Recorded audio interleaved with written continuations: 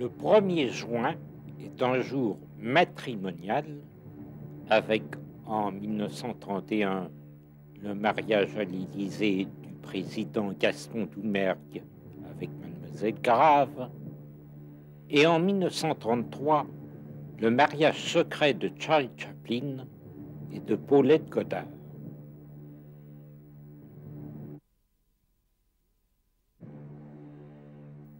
C'est un 2 juin 1973 que Brigitte Bardot annonce à la presse qu'elle arrête le cinéma. Depuis, elle s'est tenue à ses engagements et ni le jubilé de la reine Élisabeth le 2 juin 1978, ni l'élection de Léopold Sédar Senghor à l'Académie française le 2 juin 1983 ne la firent revenir sur ses positions.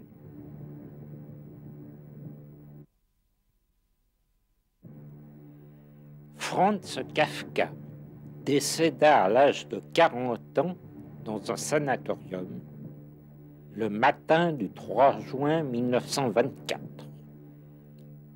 Il avait stipulé dans son testament que tous ses romans soient brûlés.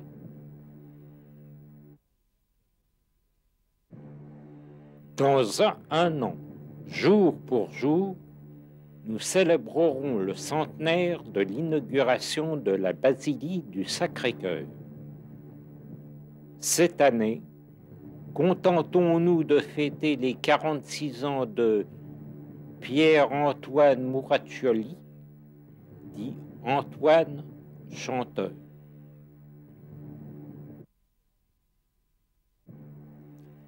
Stravinsky est né le 5 juin 1882, soit tout juste 100 ans avant la libération de Sophia Loren, condamnée à 30 jours de prison pour fraude fiscale, et 101 ans avant que Yannick Noah ne gagne Roland-Garros.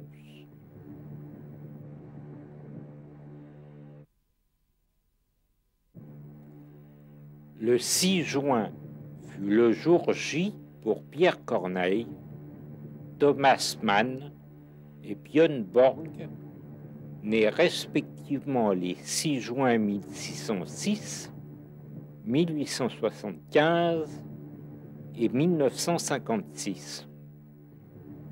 Il en fut de même pour Léon Blum, qui devint président du Conseil le 6 juin 1936, et pour le soldat Smith, débarqué en 1944 à Omaha Beach, Normandie.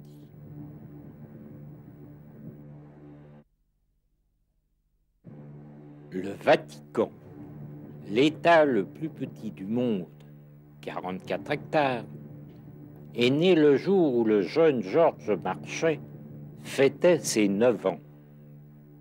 Il est à noter aussi que la pièce « Le diable et le bon Dieu » de Jean-Paul Sartre fut présentée au public pour la première fois le 7 juin 1951, soit pour le 31e anniversaire de Georges Marchais et le 22e anniversaire de la création de l'État du Vatican.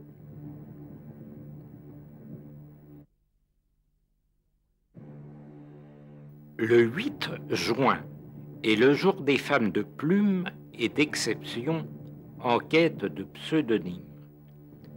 Ainsi est morte le 8 juin 1876 la baronne du Devant, née Armandine Lucie Aurore Dupin, qui s'inspira du patronyme de son amant Jules Sandeau pour se forger le sien et devenir Georges Sand.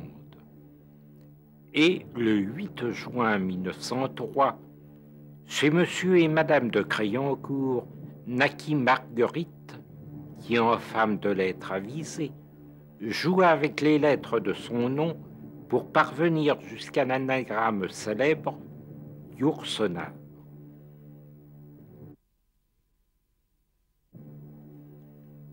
Si vous désirez ardemment devenir reporter, journaliste, rédacteur en chef, sachez que dans la profession, il est de bon ton de naître un 9 juin.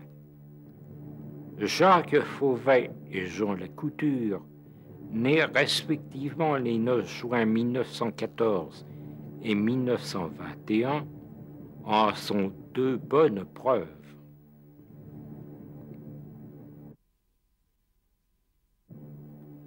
Le 10 juin 1967, la princesse héritière du Danemark, Margarethe, épousa le comte Henri de la Brode de Montpezat et, point de vue, image du monde, l'hebdomadaire de l'actualité heureuse, du moins quand tout va bien, ne rata pas l'événement.